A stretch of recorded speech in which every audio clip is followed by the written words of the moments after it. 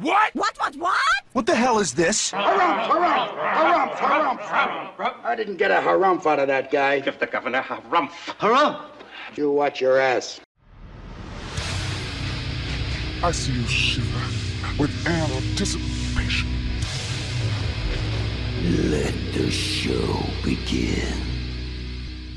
Hey everybody, this is David Heretic coming at you with another edition of Reactions, Reviews, and Rants.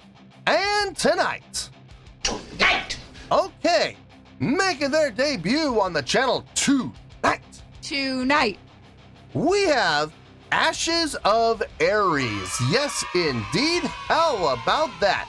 Ashes of Ares making their debut on the channel. Before we go any further, for those of you who are feeling inclined to doing all of the clicks and the likes and the bibbidi-bobbidi-bob, do me a favor, before you do all that stuff, please watch the whole video first, okay? Give me a chance to actually earn those clicks and likes. Now, after the video's done, if you still feel like doing all those clicks and likes, then by all means, feel free to click away. This comes as a request from Frank Canini, and Frank wanted to see me react to this song. It is Ashes of Ares with a song called Let All Despair.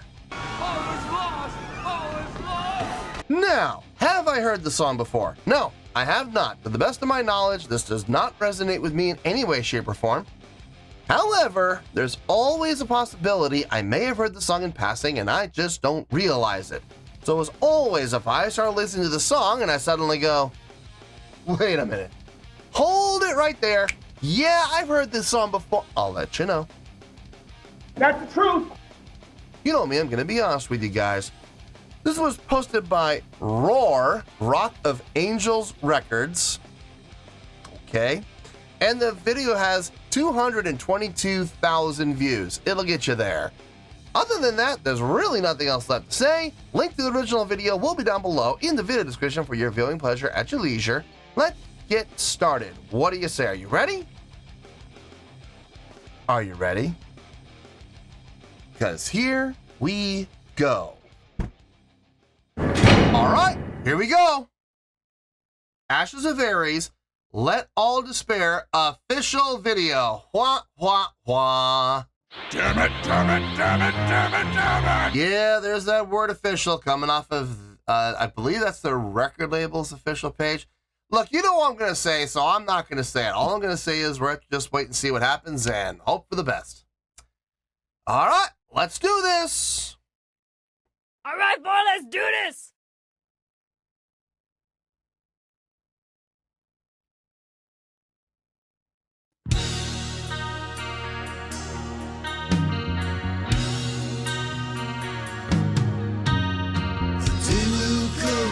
Souls are gone and no man dies and no one's born.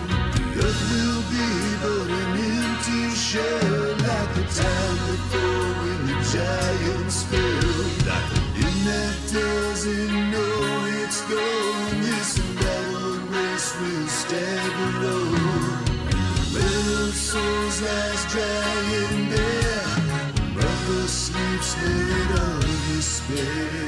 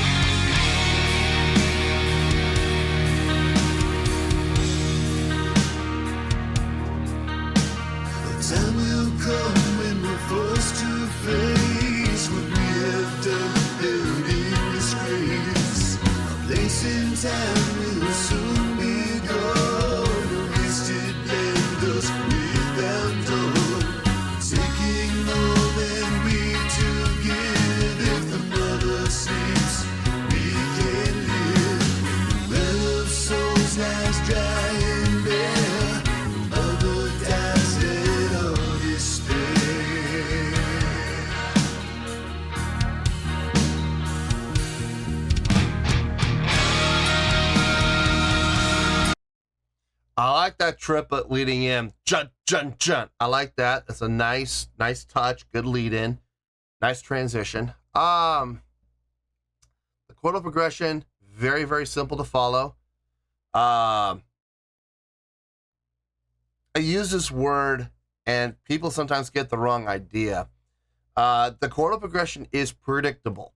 Okay, you can absolutely anticipate and guess where it's going and what's coming next. Now, is that a bad thing? No, it's not a bad thing at all. There's a certain level of comfort that comes with that for the listener. When the listener is listening to the song and they hear chordal progression and they're able to guess where it's going next, they're able to anticipate where it's going next, it gives people that sense of validation. Like, yeah, I was able to figure it out. Now, it's granted, it's kind of a false sense of validation because, I mean, in some ways it is, some ways it's not. I mean, it really depends on your point of view, but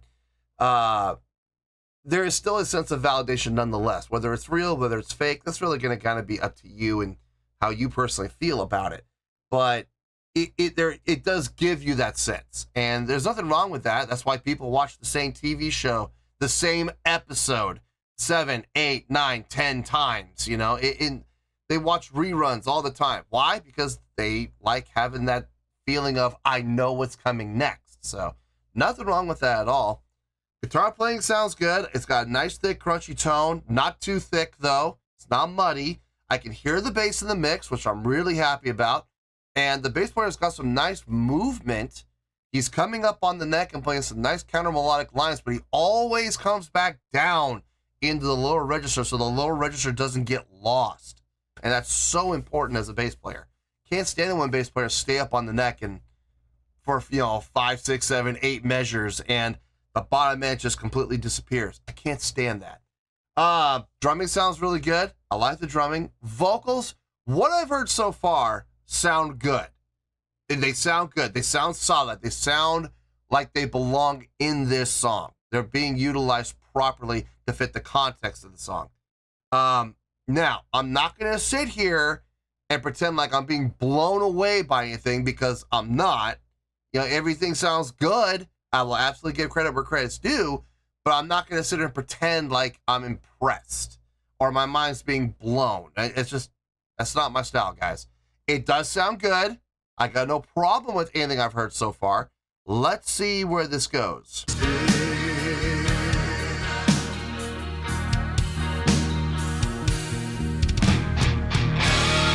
do like that triplet, gotta say.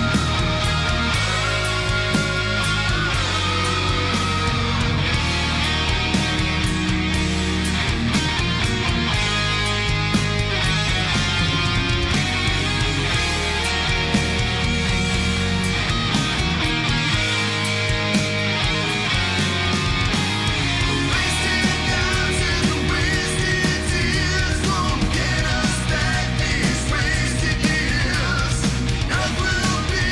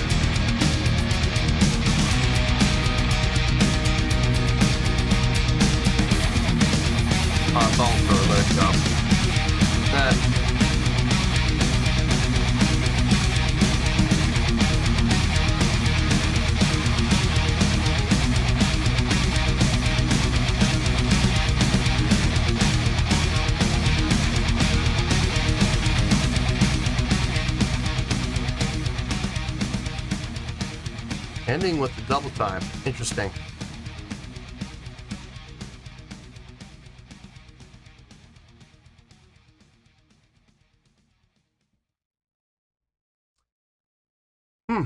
Okay. I mean, it's not bad. It's good. It's a good song. I got no problem with it. Couple of interesting things happening in there that we'll talk about during the review. So let me get my thoughts together. I'll see you in the review and we'll talk about it. Well, there you go, folks. That was Ashes of Ares with Let All Despair. This was a request from Frank Canini. Okay, I thought about it. There's not a whole lot to talk about. There's a couple of things, but for the most part, this song was very straight ahead. So not too much to talk about, but we are going to talk about a couple of things. Let's start off with the score first. On a scale of 1 to 10, I'm going to give that a 7.2. Yep, 7.2. I feel good about that score. Let me tell you why. Why? Okay, first things first, 7.2. What does that mean? Well, a 7.2 would translate to a really good scale rating, so I think this is a really good song. It would also translate to 4 to 5 stars and a B letter grade. So there you go, 7.2, really good scale rating, 4 to 5 stars and a B letter grade. Now, how did I come up with that score? So glad you asked. Okay, let's get all the simple stuff out of the way. Instrumentally, everybody sounded just fine. Okay, everybody sounded good. I had no issue with anything that was happening with the instrumentals. Guitar sounded really nice. I could actually hear the bass in the mix. And yeah, he was having some nice bass lines, but more importantly, he was never ignoring the low end. He didn't stay up on the neck for too long. He would always go back down to the neck, into the lower register, and reestablish the low end again. I appreciate that. Lately, I've seen a number of bass players who do not understand that concept, that the bass player's job, aside from keeping time, is to keep that low end full, right? And to keep that low end active. So when they come up on the neck and they're doing all this kind of melodic line stuff and they're up there for like 5, 6, 7, 8 measures, it gets really long in the tooth, and as a result, the bottom end disappears. So I'm glad this bass player didn't do it. He did some nice movement though, I will lastly give him that. Drumming sounded just fine. I had no issue with anything the drummer was playing. Vocally, everything sounded good. Yes, I heard him get up in the register, and it's nice. It did sound a little pinched, but I mean, he was hitting it, and it sounded good, and his tone fit the style of the song, so I got no issue with it. I got no problem with it. The songwriting. This is where I think this really kind of pushed it. Because I'm going to be honest with you, folks, the song on its own, without this factor, this one singular factor, we would have been down in the mid to high 6s, okay, like 6.6, 6.7. But because they did this one thing, and they did it really well, we're up in the 7s. The play around with, not even feel, but the play around with tempo. They were not doing halftime feel, straight time feel, double time feel. No. They were actually changing the tempo. At least that's how I was interpreting it, and that's how I felt it. Basing it off of what was happening within the hi-hat and the snare, along with everything else, but really looking at the hi-hat and the snare work. The snare was always on 2 and 4. But what was happening within the snare was equally much of a giveaway between the snare and the kick to some extent as well. Not the snare, the hi-hat. The hi-hat and the kick were really what was kind of giving it away and sensing and giving me that sense of they're not just playing with feel. It's not one tempo. They are actually changing tempo. So at like a halftime of like, seriously, like 50, they were at a very slow tempo. 1, 2, 3, 4, 1, snare, 3, snare. And then when they went into the chorus, they went into a straight time. But they didn't, not a straight time feel, they actually increased the tempo by double and went from 50 beats per minute to 100 beats per minute. 1, 2, 3, 4, 1, 2, 3, 4. And then when they got up to the ending, they went and they doubled it again. So the snare was on 1, 2, 3, 4, 1, 2, 3, 4. But here's the thing. Well, actually, that might have been a feel change. Now that I think about it, that might have been a feel change. Thinking about the hi-hat, you know what? I think that was a feel change. I don't think they increased the tempo. I think they just changed the feel. But the first one was definitely half time. So like at 50 beats per minute to 100 beats per minute. As far as like the halftime and the straight time. Now that, like I said, towards the end, now that I think about it, I think the double time actually was double time feel and not double time. So interesting. It's interesting that they would do that for one and then keep the other two based on the actual tempo. That's interesting. Wonder why they did that.